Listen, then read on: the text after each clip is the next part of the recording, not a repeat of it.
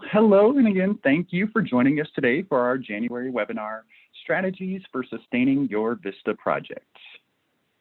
Today, we will be focusing on the following session goals, which are to define sustainability and clarify the role of VISTA members in program sustainability, identify actions you can take to promote project sustainability using a sustainability lens, and to prepare to transfer what you've built during your year of service.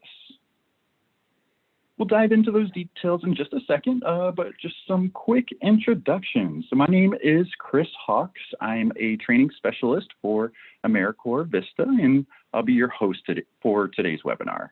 You'll also see our webinar support team, again, Steve Gray and Jeff Banis, monitoring the chat and Q&A throughout the presentation. And leading our presentation today, we have the pleasure of having Sarah Gleason with us. Sarah has a long history of working with national service programs, including VISTA. She currently works as a capacity building consultant with organizations in Minnesota and teaches in a master's degree program in nonprofit leadership at the University of Denver. And Sarah comes to us today from St. Paul, Minnesota. And we also have the pleasure of hearing from two VISTAs. Nadia Roberts-Green is a VISTA leader currently serving as a diversity coordinator at Siena College in Latham, New York, who has some really good tidbits we'll hear from. And also Rebecca Weber just recently completed a year of service as a substance abuse VISTA at the Village for Families and Children in Vernon, Connecticut. Congrats to Rebecca for finishing your year of service just earlier this month, and we're excited to hear from both you and Nadia. And to get things started, I'll pass it on over to Sarah. Hey, Sarah. Hey, Chris. Hello, everybody. As you've heard, we are here today to help you think about your role as a VISTA in promoting project sustainability right now, where we are in the midst of all that our communities are experiencing and the uncertainties that lie ahead. And ultimately, we want to look at what actions you can take now to promote the sustainability of your project activities. You may or may not have noticed that I said that we're here to help you think. It's up to you to do the thinking about your own project, your context, your activities. I'm encouraging you, I will probably say this too many times, I'm encouraging you to take note of ideas that come to you during our hour together. And you will have some opportunities to share some of those ideas in the chat if you want to. So let's begin by looking at what we mean specifically by sustainability in the VISTA context. You all had a lot of good words coming. But for VISTA, sustainability is the ability of a program or organization to continue to be responsive to the needs of the community and effectively engage community stakeholders. So in the VISTA context, sustainability is directly connected to capacity building. And you are working in all kinds of different ways to create or expand or strengthen your organization's systems or processes, and to engage and empower community members and organizational partners. That capacity that you are building every day makes program sustainability possible. So let's take a closer look at that. So in general, if we think about nonprofit and community-based programs, they need 4 kinds of capacity to support sustainability. And you see them here as 4 legs of a stool. So the 4 legs are program capacity, which is, the ability to create programs that address real community needs and keep making them better.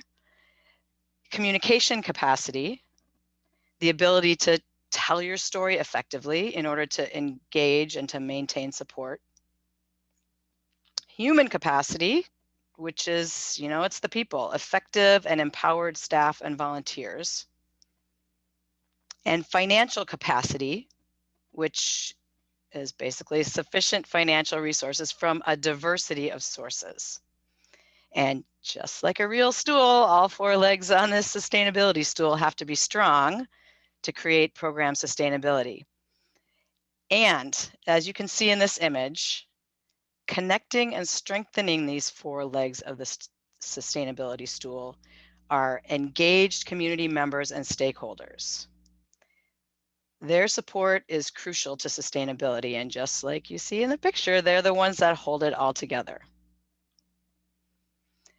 So I'm going to ask you to take a moment to think about the 4 legs of program sustainability and tell us in this poll which legs you are contributing to in your project. Some areas of capacity building for each leg are on the screen. You may recognize yourself that way. You may also be strengthening the community and stakeholder relations that hold it all together. So you see we've got a poll up. It's a very quick poll, so we'll just give you about 30 seconds to select your answer or answers.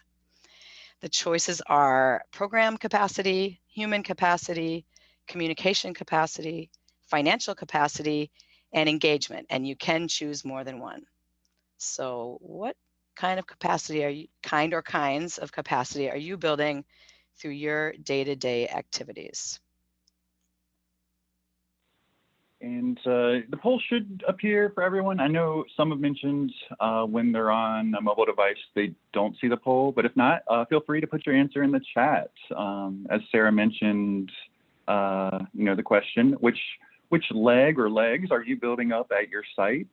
And with the choices of program capacity, human capacity, communication capacity, financial capacity, and engagement. Looks like many, there's still some answers coming in, but we're give it another, 10, 15 seconds, make sure everyone gets a chance to respond. Just make sure you hit submit your response at the bottom. Sometimes we've had participants kind of select, but not hit that final submit. Got it. Do you have a hunch, Sarah, on what you think might be the #1 response? Oh, geez. Could go either way? You didn't warn me you were going to ask me that. How about program capacity? Okay. As this is closing, it would appear, let's see, it's closing out and check it out. Nice, Sarah. That was, if anybody thinks we just faked any of that, that totally just happened in this moment. All right, well, so clearly you are all, many of you are doing multiple things based on these numbers I see inside the percentages. And you all are clear about the kinds of capacity you're working to build. So that's where we need to be right now. I want to do one more thing about kind of the big picture and your role before we start to dig into any further to the details. So, wherever you are in your term of service, a lot has changed, even if you just started a month ago. But in the big picture, some things have not changed. You are still a VISTA with a limited term of service, and you have an important role to play in sustainability. But it does not all rest on your shoulders. Your organization and your community partners have very important roles to play. They're the ones who are responsible for envisioning the future of the project, creating and implementing a sustainability plan, ensuring that all the legs of the stool are being addressed, and they're responsible for orienting subsites and VISTA members to the plan and their role within it. As we've said, you as VISTA members are responsible for building the capacity of your organization and community through your VAD activities, engaging staff and community partners in those activities, and one more very important role, transferring the knowledge, products, and relationships that you develop. So now we're going to hear from our two very special VISTA guests about what it's looked like for them to build capacity over this last year. So I think we are going to invite Nadia to kick us off. Thank you. Thanks so much, Sarah, for that. So looking back from 2020 and now 2021, I would definitely have to say it was an honor, both a blessing and a curse to be the first VISTA in my position at my site. So I saw an immediate need for more resources in how to do collaboration and online training. Online training, both in terms of when you need a PowerPoint, as well as the pandemic, things have shifted. So there's more of a demand for us to be virtual and learning online. So some of what that looked like is creating contact spreadsheets for people in the capital region. So being a diversity coordinator, I needed to find out who's already working on these projects so that we do not double dip in the same areas and we can collaborate. So looking at Siena College's campus, their Office Diversity and Damietta Center, as well as other regions and campuses such as U Albany, and reaching out to their diversity office, making a list of contacts just for our office and our staff to have access to, so that if anyone needs to contact them or for future programming, we have that access to them. And what that looks like for being sustainable would be saving these folders in a Google Drive so that there are resources available for future vistas after me. All right. Thank you, Nadia. And let's hear from Rebecca. Hi, thank you, and thank you so much for inviting me to speak on this webinar.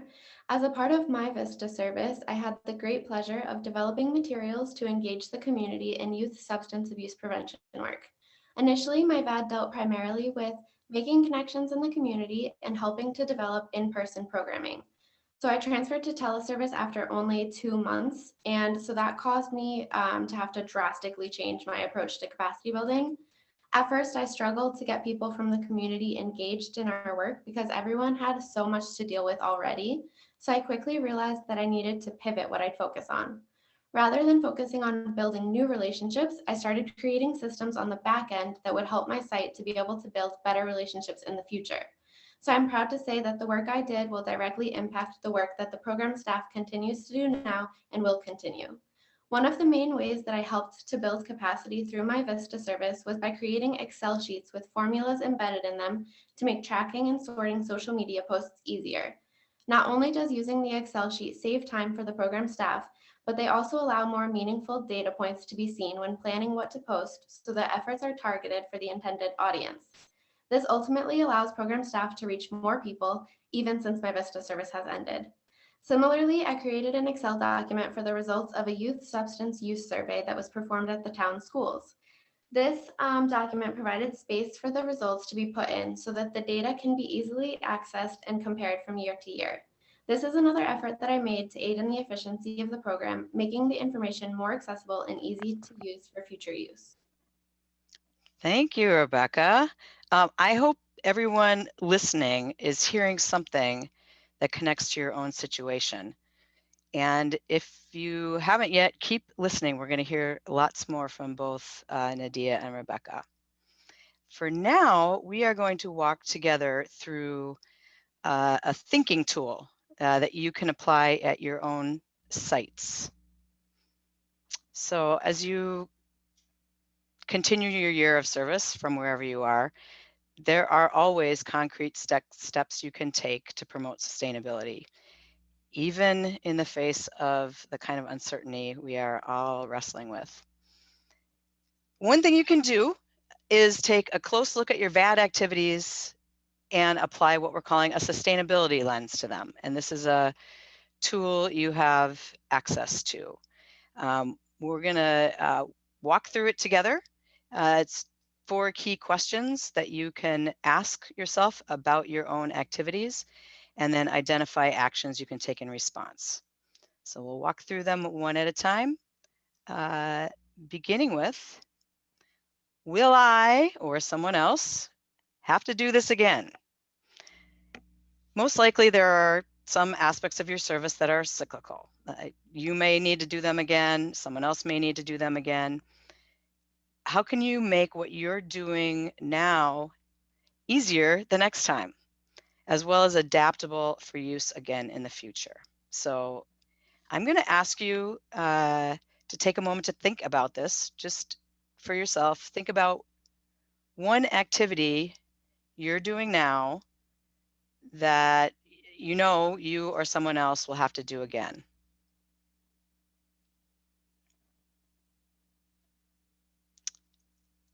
And if you are interested or willing, type that activity in the chat box. Make sure, again, you're sending it to all panelists and attendees. We want your comments to be visible to everyone, so be sure to enter them in the chat panel and not the Q&A panel. And if you're on a mobile device, at least on mine, chat is at the bottom of the participants. Okay. Yep.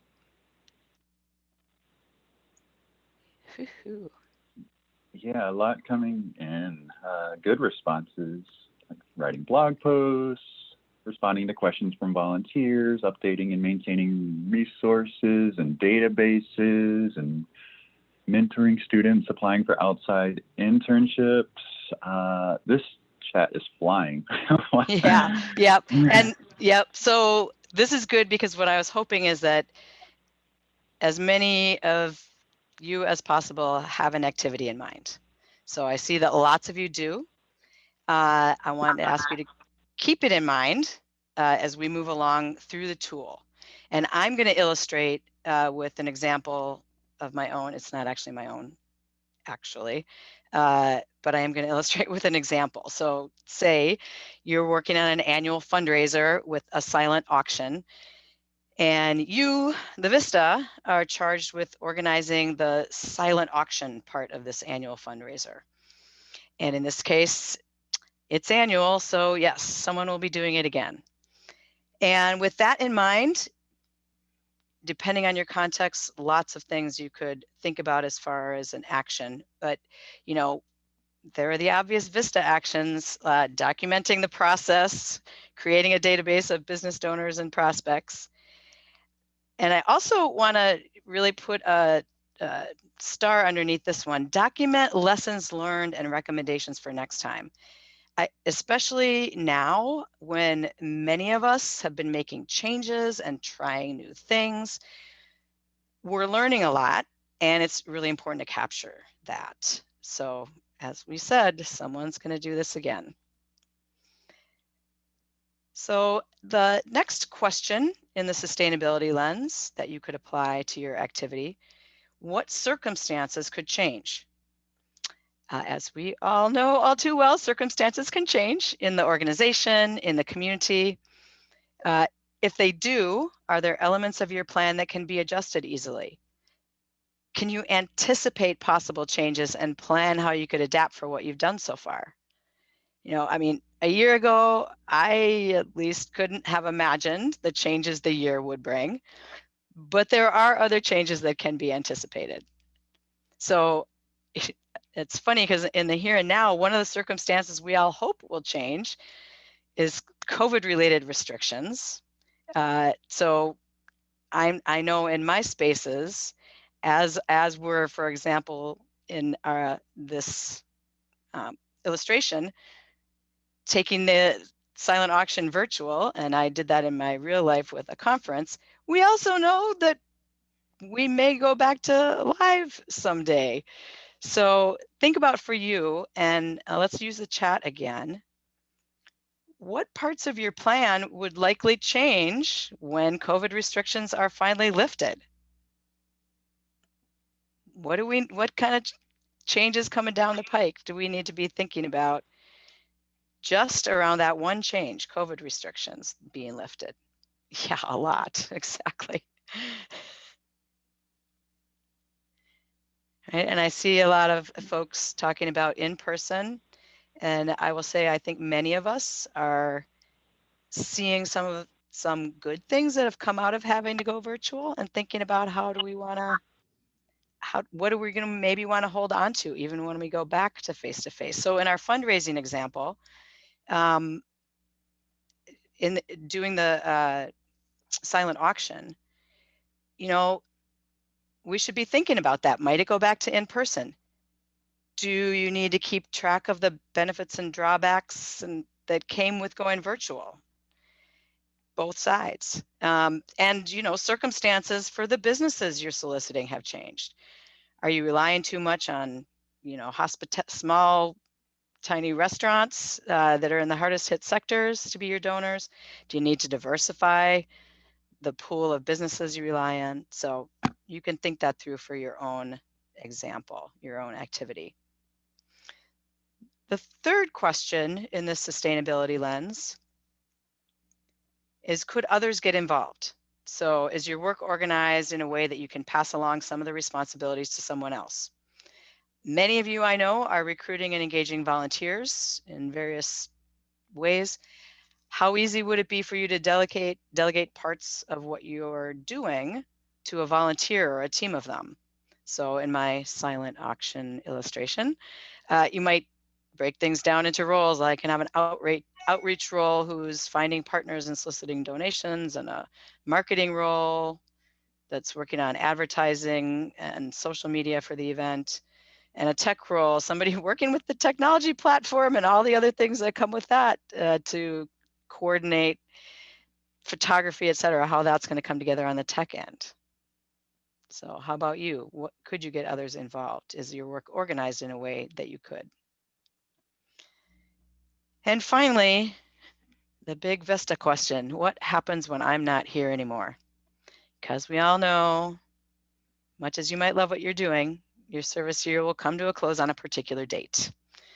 And after that, it'll be up to someone else to keep the work moving forward. It may not be the same activities, but whatever it is, someone else is going to keep it moving forward. So do you know who that will be? And that's a real question that you should reflect on. If, depending on your answer, think about how you can best hand off what they will need. If you can, if you know who that is, find out how they want to handle the handoff. Do they want to shadow you or have you train them? Do they want everything electronically, or would a paper binder work better?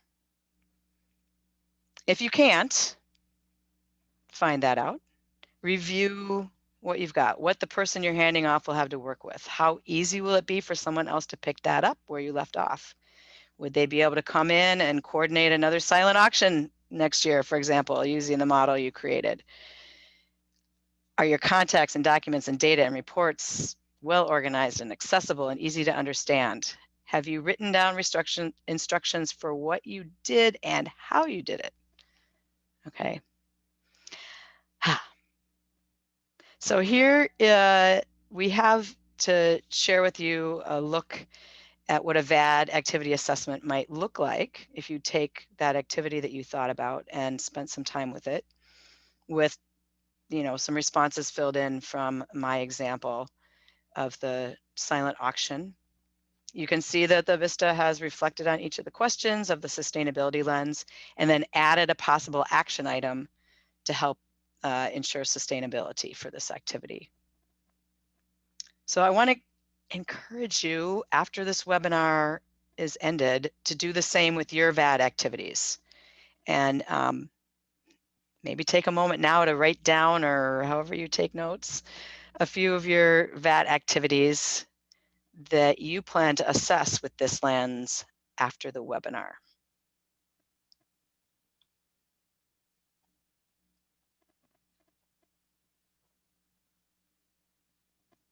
Okay, so that last question on the sustainability lens assessment, I guess, leads us right here. And for many of you, this is very familiar, what we're looking at. As a VISTA, once again, the most important contribution you can make to sustainability is ensuring that the specific capacity you are building is effectively transferred and will be carried forward by others. In VISTA, we just, in fact, define capacity building as the transfer, the handing off of three categories: knowledge, products, or relationships. No matter how much information you gain, how many deliverables you create, or how many relationships you develop, if you don't intentionally pass it on to others in your organization or community, your work as a VISTA doesn't ultimately contribute to sustainability. So we're going to spend some time with each of these categories and hear from our guest speakers about strategies they've used. And I'll throw out a bunch of, again, what that might look like. And as we do, think about what your examples might be in your own context. Maybe even jot them down.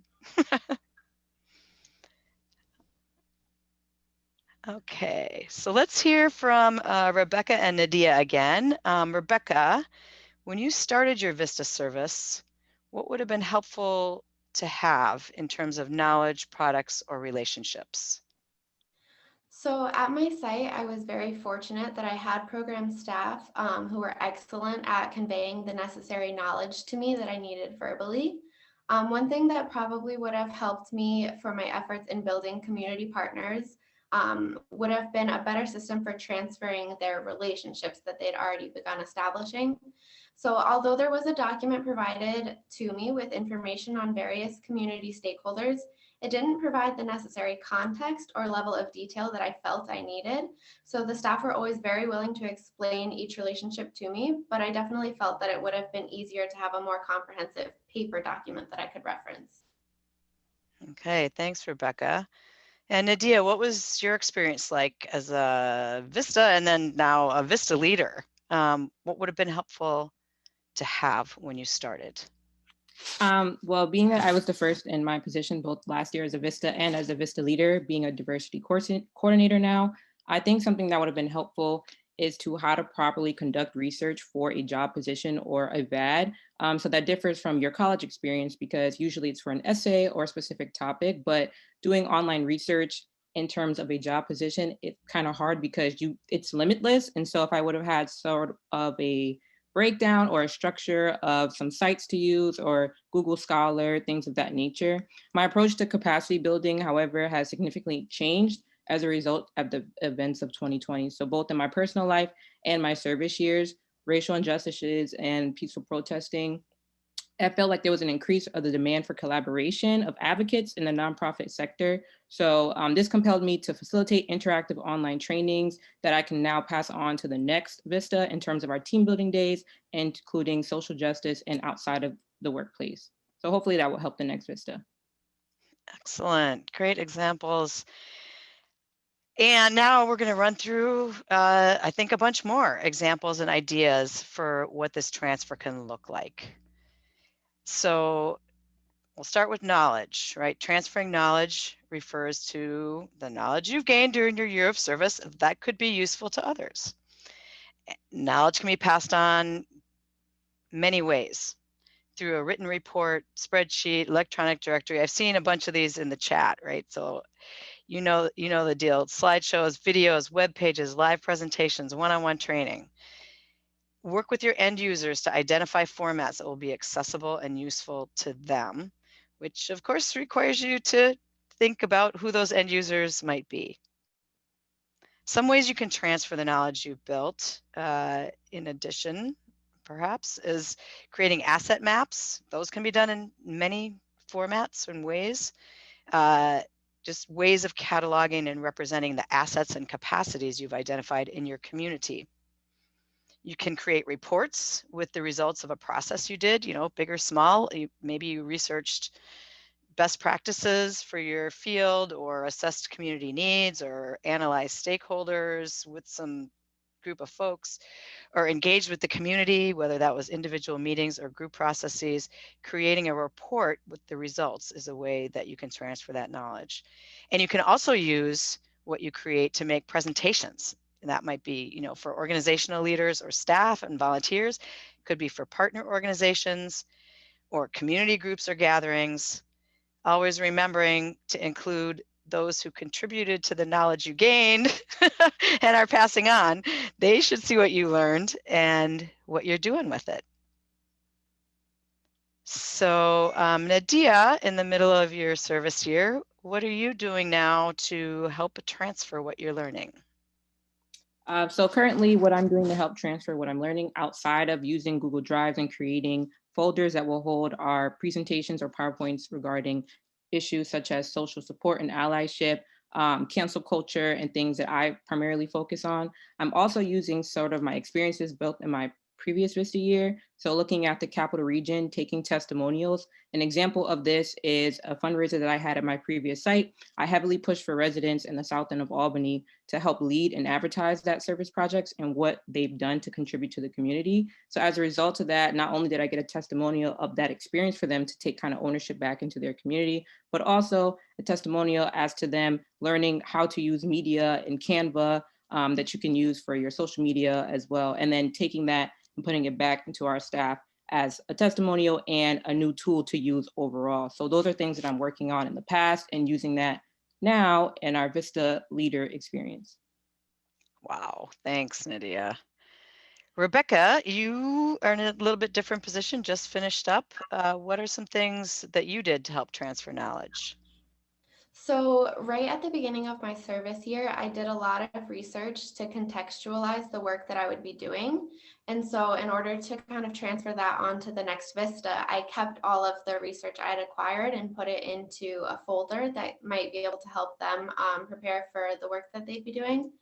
And I also created a very specific and like well-labeled folder system in the organization's shared drive so that whether it's the program staff or the next VISTA, they're able to like look at everything and quickly identify what's within each folder and transfer the knowledge and the products that way. Excellent, thank you. So we are going to move now to thinking about the next category, products. And by that, we mean what you've created. Those could be tools or templates or resources or training materials, things that, actual things you've created that someone else will have to use or engage with. So, again, when you're creating products, it's always best to be starting with the end user in mind or even in the conversation. Are they set up in such a way that someone else can find them and use them? It's a good idea to think about, this may sound big and formal, but design and carry out training for those who will use your products or work with them one-on-one to ensure that they understand and are comfortable using what you've created. Particularly if you're doing something like a database or an Excel spreadsheet, something that just might not be as familiar to the people you're passing it on to.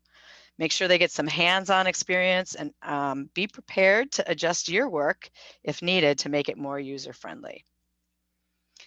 You can also create step-by-step guides to help others carry your work forward and build on it, like event planning guides, user guides, process guides, as well as templates to make key tasks easier for others in the future. And one of the most important things, and we've heard from our guests here about doing this, one of the most important things you can do for sustainability is to assemble those products and store them in a way that they are accessible after you're gone.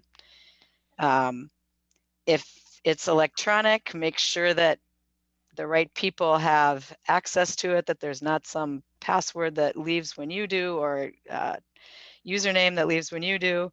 And of course, you want to make sure that you help everyone get comfortable using those electronic resources before you go. So let's hear some more examples from our VISTA guests, and I think that we are going to have Rebecca jump in first. As you wrapped up your year, what did you do to help transfer the products you developed? So during my service year, I actually created a lot of different things. I created some blog posts, some training PowerPoints, and then other materials that could be adapted and used by the program to get more members involved. So the way that I ensured that the work could continue was by creating templates for everything that I did.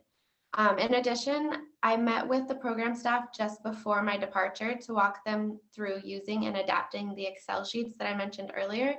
So with this, I included a kind of 101 guide on editing the various formulas I put in the sheet so that they can continue using it and troubleshooting it themselves now that my service has ended. That sounds right on. And Nadia, you're still developing products. What are you doing now to help transfer them later? Similar to Rebecca, what I'm doing now is kind of just funneling everything. And so definitely focusing on the template aspect of it. So as far as picking a PowerPoint, such as a cancel culture presentation, that requires not only a little bit of research, but you want to stay up to date in terms of diversity lens on what's going on in the world outside of VISTA so that we can make it relevant into the trainings that we're doing and applying it in the workforce. So just as basic as how to look up what's relevant and what's not relevant to what we're doing, just providing articles, trusted articles, New York Times, things of that nature that will be sustainable in the folder. And then not only will it be relevant to the new VISTA, but also it's another training to look back on that I've been doing. Thank you. Thank you. Thanks to both of you. And finally, let's take a look at transferring relationships. And if this is your focus back in that poll, if we didn't talk about it that way, if that's your focus is really building relationships, it's especially important not to wait for the last minute to think about transferring them. Wherever you are in your year of service, you can be laying the groundwork now for transferring those relationships. You certainly want to build and pass on a detailed database of your professional contacts with notes that will help others understand the relationships and the roles and how best to communicate with them. And it's important that you be intentional from the start about building relationships in a way that they're identified with the organization or the program, not just you as an individual. So make it clear that you're representing an organization or a program in the relationship, not just yourself. So stakeholders make a clear connection and know that they'll work with others in the future. Even if another VISTA will be coming on board, you probably need a staff person to bridge the gap. And in any case, you want to ensure that the relationship is identified with the organization or the program, not just the VISTAs. And you can have someone from your organization come with you to meetings, and you can make introductions. You can set up meetings with key individuals and someone from your organization. Lots of ways to do this. As you near the end of your year, you want to make sure that your key contacts know what's coming, both about your departure and about the transition, and that they feel comfortable and they have what they need to reach out when they need to. And, for some of you, there's the possibility of creating or formalizing some kind of leadership group or community advisory board. And if you're doing that, make sure that things like, the scope of their responsibility, who the membership is, working agreements, make sure there's a plan for them to continue meeting or leading after you're gone and that those things are documented. And if you're building relationships with organizational partners, you can work with them and with the staff of your organization to create written memoranda of understanding or written agreements articulating the organization's roles and responsibilities as partners in as much detail as possible. So, Nadia, what are you doing now in mid-service to help build relationships and encourage the transfer? What I'm focusing on right now is definitely creating a framework or a theme for our staff at the ACE office as a commitment to community. So what that looks like is connecting staff to community contacts. Like I mentioned earlier, I do have a spreadsheet with contacts not only in the Siena College campus area, but also within the capital region who are either Black-led or who are working on initiatives similar to what we're trying to accomplish to make our staff and overall VISTA cohort more diverse. As well as this commitment to community theme. It looks like creating an online speaker series and adding these to our training days and our curriculum. So the VISTAs essentially, which I will hope to plan after I move on, will help to have input into who comes into our training days. And thus the other programs in our office can sit in on these training days and listen to different people in higher education, see what they're working on, see how we can learn from them, and then apply it to what our VISTA needs are specifically and get that help that we may not have knowledge of. So that's what I'm working on right now. And then having the physical representation of that looking like on social media and advertising the speakers and getting more of our messages out there. Thank you, Nadia. Rebecca, what did you leave behind to help transfer the relationships you built? So as soon as I started my service, I began creating a community map and documenting all of the places and the specific people I really wanted to reach out to during my service year. And although I didn't end up reaching out to many of them, within the document, I included all of the contact information that I could obtain and spots to document each contact made, be it the day, time, reason, and any follow-up steps that needed to be taken. So using this document, program staff or the next VISTA will easily be able to see the types of relationship that I was building with the partner and definitely be able to pick up where I left off in creating that relationship. Thank you. Thank you, Rebecca. Thank you, Nadia, for sharing these great examples from your service experiences. And now we're going to ask all of you to take a moment and think about actions you can take. I hope that you've already been thinking about how you will transfer the capacity you're building wherever you are in your year of service, which, it's the last time I'll say it, is the most important thing you can do to increase the sustainability of your program or organization. I also hope you have a few more ideas after what you've heard here. So we're going to use the chat one last time. What is one thing you are doing or plan to do to transfer capacity or otherwise build the sustainability of your program or organization? Put your ideas in the chat. Try to remember to address it to the biggest audience possible. We want everybody to be able to see these things as much as possible.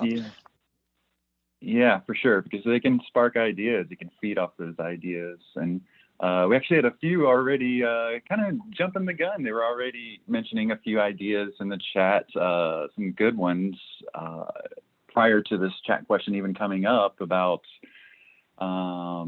let's see, I'm going to plan on spending time with the next VISTA, showing all that I've done, marketing and outreach to show them the ropes. Providing links, specifying where those links are available. A big one here from Sienna, VISTA email account has the main info account as the password recovery email, just in case. Yeah, exactly. You got to think about those. If your site has a specific, VISTA email address that the VISTA uses, then got to make sure you're able to transfer it once you're gone. Various Google Drive sites with well-organized files for the board of directors, standing committees, and the staff. Orientation packet with hyperlinks to things. Yeah. A lot of good ideas coming in, and it is now flying. Okay. Yeah, please keep them coming. We're not going to be able to read out all of them, but we encourage you to try to kind of scroll through and look at some of these to see some ideas, spark some ideas on what you can leave for either future VISTAs or future staff at your organization, or maybe if you're early on in your service, maybe you can think of what would have been beneficial for me to have right when I came on board. Is there something I can put together that might be able to help in if there is another VISTA coming on board, or for a new staff entering in the future? Yes. I actually don't know the answer to this, but I really hope this gets archived in a way that the chat remains attached to it, because there's just so many good ideas in here. Yeah, agreed. A lot of good ones coming in. Okay, so I think, and panelists tell me if I should do differently, but I think that I want to ask everybody to think about some next steps as you make sure you are capturing as many ideas as possible from this chat. Some next steps that you can take to promote sustainability. So we walked through this sustainability lens. Use it. Apply the 4 questions to your VAD activities. Consider what actions you could take as a result of reflecting on the questions, maybe even do it with someone else. could think together. Thinking often works better that way. Hopefully you already wrote down some activities to start with. And then secondly, as probably is top of mind, as it was the thing we just have been talking about, consider how you will transfer what you've built, specifically the knowledge and products and relationships. And I hope that you captured or thought of some great ideas today. And I also want to thank Nadia and Rebecca for sharing their experiences and great ideas. I hadn't actually gotten to hear all of what both of them had to say ahead of time, and I thought it was really rich. And thanks to all of you for all that you do. Definitely got to second that, Sarah. Thank you, Sarah. Thank you, Nadia. Thanks, Rebecca, for your tips and insights. Super helpful. Love it. And as we wrap up, we do want to highlight a few additional resources to consider. So these are all available from the handout we shared, and this handout will be posted on the VISTA campus with a recording of today's presentation. And I'll follow up with an email to the email address you used to register here with a link to the recording and those handouts as attachments as well. And among those resources, we've included a template you can use to complete the VAD activity assessment we've modeled during the webinar. And there are also some resources created by former VISTAs and VISTA leaders, including a project sustainability assessment and a guide on how to transfer what you've built to another VISTA. Okay, so here, before we get to the Q&A, we just, again, we ask that you please take just a few moments to give us feedback on the webinar. Again, we constantly review the content, and we're trying to make these better for new AmeriCorps members or in the future. So we love to hear your feedback on how we can improve this presentation for future members, what worked well, what you wish would have been discussed, or just ideas for future webinars as well. We read through these evaluations to try to decide and plan on future webinars. So link was just posted to the chat by Jeff. Also, the evaluation should pop up as you close out of Zoom as well, but if you want to click the link now, by all means go for it as we start looking at some of the questions that come in. So thank you in advance for sharing your feedback. And so we're looking at the questions that came in. And again, if you have any right now that you can use the Q&A pod at the bottom. So Chris, I accidentally made a question go away that was in the Q&A, and I would love to answer it out loud. Someone asked about at what point in my service should I really start focusing on thinking about sustainability? And my answer was, now is the right time. Yeah, agreed. Again, I would bring up that point again as well too. Like if you're early in service, think about what you would have wanted as you came on board. What could have been passed or transferred to you, as Sarah, Nadia, and Rebecca were talking about. So yeah, it's throughout your year you can start thinking about it. Another question here. So question, are organizations instructed to have consecutive VISTA terms overlap? How would I train the next VISTA if they start after me? So yeah, I'll just say on this note, so not all organizations will have a VISTA come in after you. It varies. There's just from project to project. I just to clarify on how this question is worded, we certainly won't instruct them to have consecutive VISTA terms. All projects and all organizations apply to have a VISTA. So that's something you can certainly discuss with your supervisor or staff at your site to see, hey, are y'all planning on applying to have another VISTA come after me? Or or yet also there's the fact that you could be an all-star and you're covering those bad duties and knocking those things out, fighting poverty, and maybe hopefully they won't need a VISTA, because that's kind of the goal, right? To kind of work ourselves out of a job. But it's not always that easy. So oftentimes, yes, organizations do apply for another VISTA. So it's something you can plan for. Okay. Let's see. There are a few others coming in.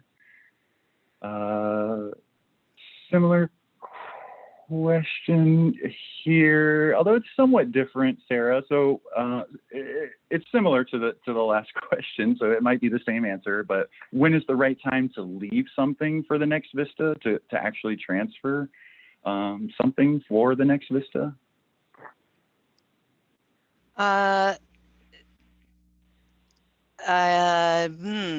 guess I sort of assume that for me, I would think the answer would be either if you do have the amazing good luck, which doesn't happen very often, to have an overlap, then that would be when they come.